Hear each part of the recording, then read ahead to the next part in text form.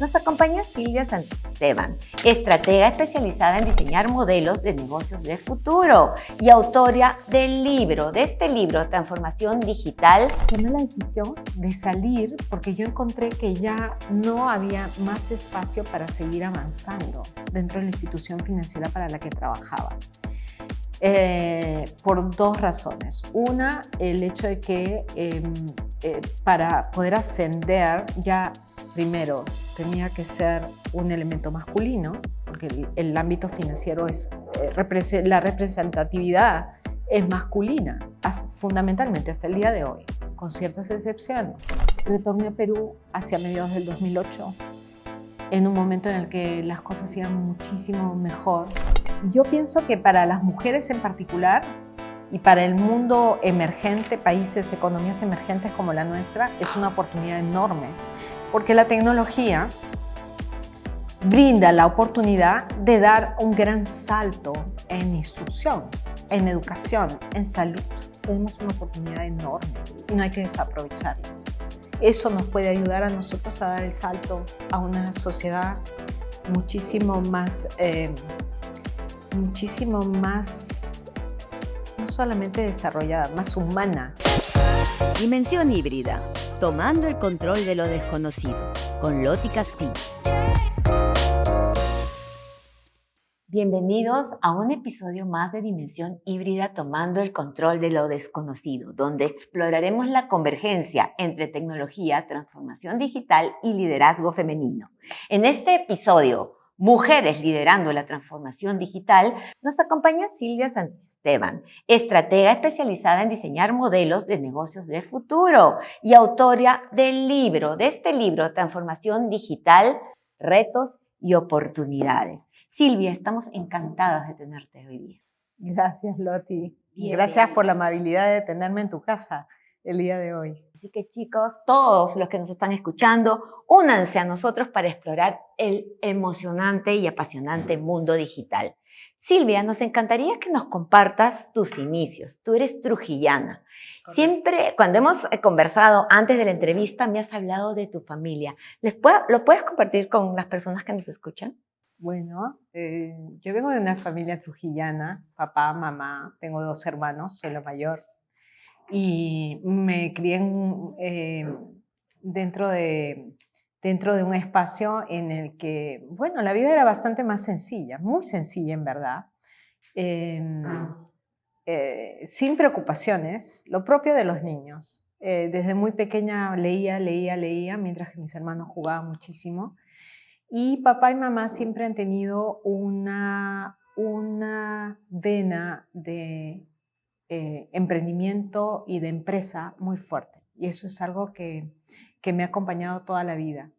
Y también muchísima perseverancia en lo que han hecho. Creo que eso me ha ayudado mucho también a lo largo de mi vida en los momentos en los que me he tenido que sobreponer en casos difíciles, que es inevitable. Entonces terminaste el colegio y viniste a Lima y apareció el primer gran cambio. ¿Qué pasó? Sí. Bueno, vine a Lima porque mi intención era estudiar economía y mis padres tuvieron la buena idea y la generosidad enorme de brindarme los mejores estudios que yo pudiera tener en ese entonces dentro del país, con mucho esfuerzo. Y entonces llegué a la Universidad del Pacífico. Y en la Universidad del Pacífico, aparte del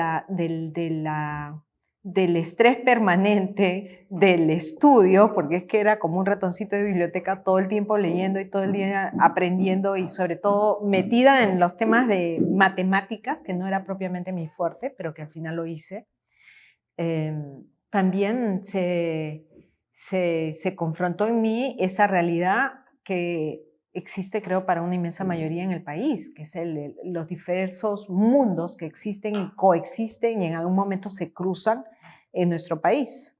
Realidades absolutamente distintas, realidades sociales, económicas, muy dispares. Marcadas. Muy marcadas, muy marcadas. Entonces, no me fue fácil hacer amigos en principio. Luego, con el correr del tiempo, hice muy, muy queridos amigos, entrañables amigos, y es un tiempo que visto hacia atrás es muy lindo, muy bonito. En su momento yo pensaba y decía, pero fue tan difícil entrar, ahora es mucho más difícil salir de aquí, mucho más difícil aún. Era terrible. Ay, tan jovencita, ¿no? Pero ya, Chiquilla, chiquilla. ¿Fue tu primer shock? bueno, sí, fue un cambio drástico. Yo diría que fue un cambio enorme en mi vida. Y aprendí mucho en ese entonces, sí. Y Silvia destacó y consiguió trabajo. Sí, es cierto. Difícil y competitivo mundo laboral. ¿Y cómo te iniciaste en ese proceso? ¿En qué trabajo? Bueno, las prácticas preprofesionales fueron gracias a las conexiones de papá. Sí, en ese entonces era así. Y después el primer trabajo, las gracias a un profesor, luego mentor y muy querido amigo, Carlos Amadi León, a quien recuerdo siempre y le tengo eterna gratitud porque me formó mucho el carácter también y me enseñó muchísimo. Entonces comencé a trabajar siempre dentro de la banca comercial, así es que lo mío fue mucho el sector financiero y siempre, yo creo, lo supe hacer, pero no lo disfrutaba al 100%. Y eso es algo que después entendí, el que uno tiene que combinar en su vida laboral, el que tú seas bueno para hacer algo, que lo sepas hacer, pero que además ese algo te apasione y te encante, porque es que vas a pasar buena parte de tu vida dentro de ese espacio. Entonces, si no lo disfrutas, es muy difícil sobrellevar el día a día. ¿Mm? Claro que sí. Y entonces, bueno, he tenido una suerte enorme de poder hacer cosas que a mí realmente me apasionan y me gustan. Y de hacer cambios de tiempo en tiempo que también me llenan y que me hacen percibir una vida con sentido. Claro que sí, y a muy temprana edad, en ese trabajo, descubriste también que había más.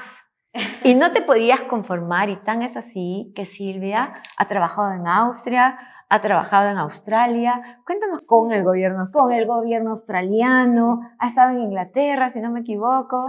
Eso parte de De estudios, de tu sí, formación. formación académica. ¿Qué aprendiste en ese? Bueno, tomé la decisión, era un momento muy difícil en nuestro país, era un momento en el cual la gente se esforzaba, trabajaba muchísimo, tanto más que ahora, igual en los estudios, pero no tenías incentivo para ir más adelante. Y era absolutamente difícil, complejo encontrar un trabajo. Una crisis económica muy fuerte. Qué duro, ¿no? Muy, muy duro. Y además de eso, teníamos problemas por terrorismo. Entonces, yo pensé que ya eso había pasado y que dije, nunca más vamos a tener unas situaciones así tan extremas, pero bueno, nuevamente. Y tomé la decisión de salir porque yo encontré que ya no había más espacio para seguir avanzando dentro de la institución financiera para la que trabajaba. Por dos razones. Una, el hecho de que para poder ascender ya primero tenía que ser un elemento masculino, porque el ámbito financiero la representatividad es masculina, fundamentalmente hasta el día de hoy, con ciertas excepciones. Y segundo, porque yo no estaba dentro de ese círculo social en el cual las personas tienen la opción de conseguir las posiciones más altas en algún momento. O sea, era sumamente jerárquico, eso ya en alguna medida eso ha cambiado. Sí, se ha avanzado muchísimo, pero en ese entonces era muy evidente. Yo te estoy hablando de los años 90. Qué duro. Entonces, sí. Entonces tomé la decisión de salir fuera de Perú, irme a estudiar a un espacio en el cual yo misma me retara entrenándome en inglés. Esa fue la decisión que tomé. Yo dije, no vale de nada hacer el esfuerzo de irme a estudiar al otro lado del mundo y seguir hablando mi idioma y no aprovechar el momento para perfeccionar mi inglés. Y entonces fue así. Y busqué universidades en Estados Unidos, luego en Europa, y tomé la decisión de irme a Reino Unido a estudiar. Creo que fue la mejor decisión. A partir de ahí regresé por un periodo corto a Perú, y la diferencia, porque tenía un compromiso acá de trabajo. Había pedido una licencia sin goce de haber. Y al retorno, mi diferencia salarial era mínima. Era mínima. Con todo lo que habías estudiado. Todo el tiempo que había transcurrido, la inversión, porque es eso, uno lo ve y dice, es una inversión. Entonces tomé la decisión de retornar nuevamente, y en ese momento fue lo mejor que pude hacer, porque luego tuve una experiencia laboral muchísimo más rica, muy fructífera, muy demandante, extremadamente demandante, pero al final satisfactoria. Y retorné a Perú hacia mediados del 2008, en un momento en el que las cosas iban muchísimo mejor. La gente siempre se ha quejado. Cada vez que venía, que eran 5 o 6 meses, 4 meses a veces, no cambia nada, no pasa nada. Pero la realidad es que cambia y sigue cambiando. Lo que pasa es que uno ve todo como en rutina y no percibe los cambios. Pero acá el que se va y luego retorna y dice, caramba, para bien. Y eso es muy alentador. Así es que tomé la decisión de regresar. No tenía familia, no hijos fuera, afortunadamente. Entonces el retorno fue factible. Fue factible. Y desde ahí, pues ha habido una serie de cambios nuevamente. Claro que sí, porque es así la vida. Sí. Y cuéntanos, ¿en qué momento aparece la transformación digital en tu vida? Bueno, la transformación digital en verdad aparece hacia finales de los años 90, principios de los años 2000, sí. En el momento en el que ya estaba por terminar el MBA y tomo la decisión de hacer una tesis sobre cultura organizacional y enfocada en la transferencia de conocimiento dentro de una empresa de tecnología, que era tecnología ferroviaria. Y después terminé trabajando para esa empresa. Entonces me resultó apasionante el encontrar un punto medio entre las personas y la tecnología que estaba vigente en ese momento. A partir de ahí comencé a hacer de forma autodidacta investigación por mi cuenta. Y eso despertó mucho mi inquietud, la curiosidad por saber cómo podíamos utilizar, por ejemplo, sistemas que están dentro de las máquinas, que puedan ayudarnos, facilitarnos el trabajo, hacernos más productivos, volvernos más eficientes y reducir costos, que es algo fundamental en la empresa. Y ese es el inicio. Y entonces acá, por favor, nos gustaría que nos des el concepto de qué es transformación digital, señores. Por favor, para los que todavía no la tenemos clara. Mucho se habla de transformación digital, mucha gente manifiesta que estamos ya en transformación digital, inclusive hay consultoras de nivel global que hablan de índices de madurez digital. En realidad lo que tenemos son procesos de digitalización.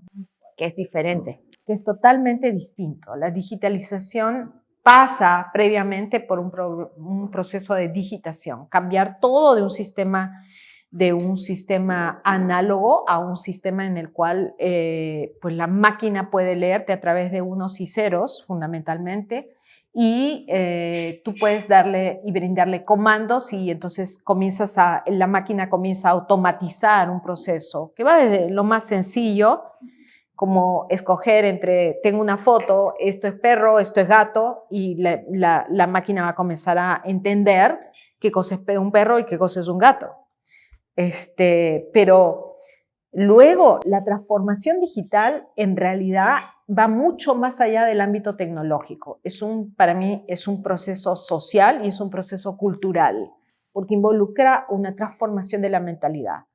Hoy en día, la vida, todos los ámbitos de nuestra vida y de la sociedad están marcados, atravesados por la tecnología, nos guste o no. Entonces, la transformación digital significa desarrollar procesos con la tecnología de por medio, de manera que nosotros a nivel personal, a nivel de empresa, a nivel de gobierno, de sociedad en conjunto, comenzamos a desarrollar espacios que son automatizados, o sea, espacios en los que estamos con el auxilio de las máquinas de por medio, lo cual no es malo, es muy bueno porque eso te permite a ti liberar un espacio en tu mente y también físicamente para desarrollar actividades que son actividades pensantes, actividades relacionadas al conocimiento. Y eso debe ser algo opcional también, no es que esto tenga que ser algo absolutamente obligatorio para todo el mundo. Imagina tú, a nuestros padres no les podemos insertar la necesidad y la obligatoriedad de hacer todo digital, porque su vida no ha sido digital, no lo es. Ni siquiera quieren usar esto. No, eso es una opción. Pero es desarrollar procesos, desarrollar personas, desarrollar empresas, gobiernos, con ayuda de la tecnología. Cada vez que busco un local para mis eventos, no dudo en llamar a JT3 Espacios y el NOS de la Católica. Ellos cuentan con auditorios, aulas, directorios y grandes espacios totalmente equipados para todo tipo de evento. Están en la mejor zona de San Isidro y cuentan con estacionamientos. Y con un sentido orientado ¿a qué? Hacer el bien. Hacer el bien. Hacer el bien. No, con Es hacer el bien. y propósitos orientados a mejorar nuestra comunidad, la humanidad. Sí. No es que nos tenga que gobernar la... Si tú piensas, por ejemplo, hay investigaciones en el ámbito de la biología, de la química, la medicina, ciencia, para las cuales, por ejemplo, la vida entera, la vida útil entera de un investigador, 40, 45 años, se puede hacer hoy día en contados segundos. Qué increíble, ¿no? Sí, pero es que si tú puedes, por ejemplo, hacer un análisis con los datos que tienes médicos de personas por sexo, por geografía, por condición económica, por tendencia respecto de las características de raza de esa persona y puedes hacer un diagnóstico. Y lo haces en segundos. Con la máquina y lo haces en segundos. Es increíble. Eso es maravilloso. Es un gran avance. Pero, a pesar de que es maravilloso, estresa. ¿Qué te digo estresa? La tecnología cambia de manera tan exponencial que muchas veces cuando ya aprendes, ya es obsoleta. Entonces, las personas, los profesionales, tenemos que desarrollar competencias y habilidades. ¿Cuáles crees que deben ser? Sí, respecto de esa ansiedad, yo creo que lo fundamental acá es el que hoy en día estamos en una era del conocimiento. Y no solamente tenencia de conocimiento, sino el cómo usas ese conocimiento.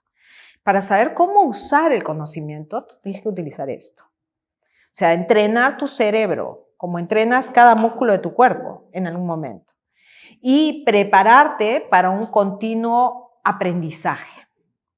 Prepararte para situaciones diversas a cada momento. Y hay que hacerlo. Y lo tienes que hacer, lo tienes que hacer. Entonces, no se te pide entender absolutamente todos los programas. Tú eres un usuario. Pero cuando tú comienzas a dejarte llevar por esa herramienta que es la tecnología, tú puedes, en efecto, comenzar a desarrollar un espacio en el que, si bien es cierto, probablemente no entiendas exactamente cómo es que un aparato en particular funciona, tú sabes cuál es la lógica. Y al saber cuál es la lógica, tú puedes empezar a utilizarlo y puedes empezar a experimentar con él. Es eso. Es eso. Sí, sin miedo. ¿Qué es lo peor que te puede pasar? ¿Qué es lo peor que nos puede pasar? pasar? Que te equivoques y ensayas de nuevo. Y es importante porque tú hablas del valor de experimentar y equivocarse, ¿no? No pasa nada. Sí. Bueno, estás utilizando un recurso valiosísimo, el tiempo. El tiempo. Y estás utilizando también otros recursos. Pero es válido porque es que a través de ese experimentar, ensayar y confirmar que es un error, ya sabes que entiendes que hay un Que aprendizaje. hay aprendizajes como en la vida. ¿Sabías que el 45% de usuarios busca productos y servicios a través de las redes sociales? En Clientes Anónimos desarrollan estrategias de posicionamiento para impulsar tu crecimiento orgánico en estas plataformas. Contáctalos. Conversábamos que en el Perú solo el 11% de mujeres son líderes en el sector tecnológico y a nivel mundial entre el 20 y 21%. ¿Qué está pasando? Bueno, las cifras son bastante alarmantes. Hay una diferencia de género, que es odioso decirlo a veces, pero hay diferencias verdad, entre ¿no? hombres y mujeres. Es la verdad. Sí. Ahora, entonces, parte por sesgos que están insertados en la mentalidad de nuestra sociedad. Es el que las actividades están muy bien diferenciadas para hombres y para mujeres. Entonces a una mujer no se le exige tanto en la parte lógico-matemática. No. A una mujer tampoco se le promueve mucho el que tenga un espíritu de curiosidad y de permanente cuestionamiento. O sea, no acepta y punto. Exactamente. Eso es general para hombres y mujeres, pero en las mujeres es mucho más. Y luego cuando llega el momento de decidir al interior del hogar quién va a estudiar, la preferencia es hacia los hombres, porque los hombres tienen la etiqueta de tener que ser los proveedores dentro del hogar. Entonces hay muchos sesgos que hay que tender a eliminar en los próximos años. Ahora, lo cierto es que el ser humano, hombre o mujer, tiene la misma capacidad intelectual para desarrollar las actividades que quiera. Tal cual. Exacto. Hace falta muchísima educación, muchísima instrucción y también perseverancia. Pero al mismo tiempo necesitas una red de apoyo. Porque es que pasa mucho, por ejemplo, yo desarrollo mentoría con grupos de niñas y de adolescentes a partir de los 11 años de edad. Entonces, lo que encontramos la mayor parte de las veces es que, si bien es cierto, desarrollamos una labor muy fuerte en cuanto a empoderamiento de esas niñas para tomar decisiones respecto de estudiar, por ejemplo, carreras relacionadas a STEM, ciencia, tecnología, ingeniería, matemáticas, arte también. Encontramos que en sus entornos familiares inmediatos, papá, mamá, hermanos, los tíos, los abuelos, el mensaje que le estamos dando a esas niñas es un mensaje que está totalmente tergiversado al interior de los hogares. Entonces, si tú tienes empoderamiento en la escuela o en un sitio de mentoría y luego llegas a casa y te dicen, no, lo que te están diciendo es pamplinas, deja de estar soñando y ponte a lavar los platos o ponte a atender a tu hermanito. No pasa nada, no pasa nada. Entonces, estamos boicoteando los sueños, las expectativas y también el futuro de muchísimas mujeres. Entonces, ahora hay que hacer una labor de transformación de mentalidad primero para avanzar en este esfuerzo digital. Si tú ves, no es cliché, esto es una realidad. La producción en nuestro país y en América Latina, en el mundo, es casi 50-50, hombres y mujeres. Ahora, aplicado a nuestro entorno, el 64% de los hogares tiene como cabeza de familia a una mujer que es padre y madre, es cabeza de familia, o sea, es quien responde por la parte financiera también. Entonces, es exactamente en ese sector donde hay mayor dificultad, porque esas mujeres tienen mucho más problema, por ejemplo, para conseguir capital, para poder ampliar sus negocios, tienen problemas para lograr insertarse en un mundo que está liderado por la tecnología y no cuentan con los recursos para poder prepararse para este mundo que inevitablemente ya está acá. Entonces, ese libro de transformación digital ha sido hecho y concebido para servir como una guía para que la gente pueda dar sus propios pasos en la era de la transformación digital. Cuáles son las competencias que necesitas, cómo es que los negocios, los emprendimientos se van a desarrollar de aquí en adelante, qué herramientas necesitas, de qué se trata cuando hablamos de transformación digital, de inteligencia artificial, de deep learning, de machine learning. Y son conceptos que absolutamente todos debemos manejar a nivel de usuario. Entonces, de esa forma se va a hacer muchísimo más fácil, creo, la inserción y vamos a poder aventurarnos en ese espacio que muchos consideran un espacio en el que no deben ingresar, todo lo contrario. Hay que ingresar. Hay que hacerlo, porque eso es el presente y es el futuro para todos. Hay que hacerlo porque si no lo hacemos, vamos a ser profesionales que están trabajando con arco y flecha cuando el mundo está yendo en cohete. ¿Algo así? Sí. ¿Algo así? Sí. A velocidad de luz. A la velocidad de la luz y nosotros en Carcochita y no puede ser. No, ya llegamos tarde entonces a todo. Ya ¿no? estamos tarde. Finalmente, ¿cuál es tu visión para el futuro de la tecnología y cómo crees que las mujeres pueden liderar ese cambio? Interrumpimos este podcast para comentarles que siempre es un buen momento para tomar un vino con su persona favorita.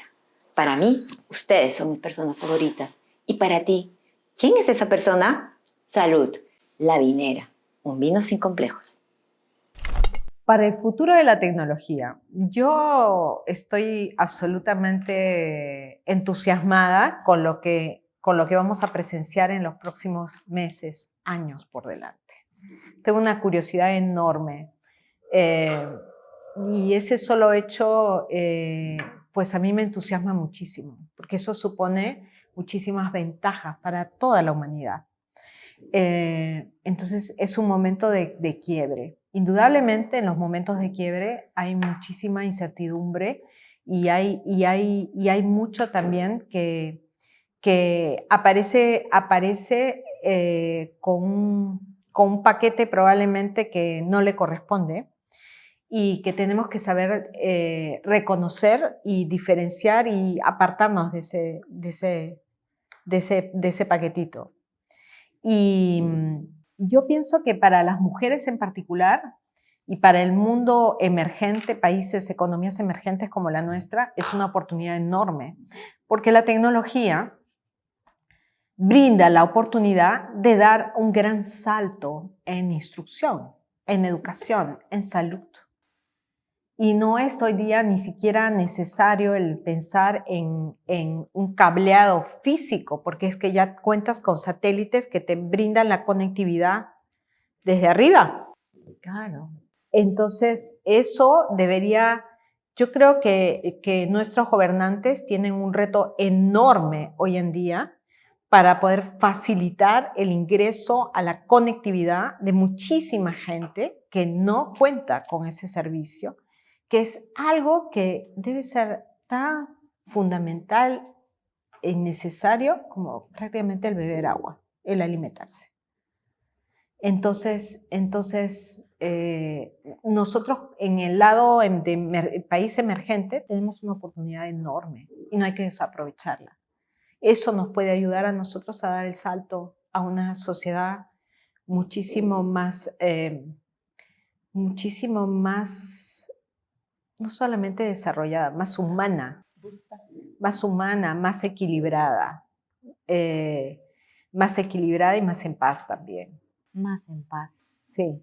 Querida Silvia, muchísimas gracias por estar con nosotros. Gracias a ti. ¿Cómo podemos encontrarte? Y si nos puedes hablar de un nuevo proyecto, ¿cómo van tus proyectos? ¿Cómo va todo eso? Bueno, hay un nuevo emprendimiento, muchísimas gracias por la invitación, en verdad. Un nuevo emprendimiento que es el Human Techie Hub, que es en verdad un espacio que va a ayudar a transformar tanto personas como empresas. Es el brindar soluciones para el talento humano en el proceso de integración con la tecnología. Fundamentalmente eso. ¿Dónde encontrarme?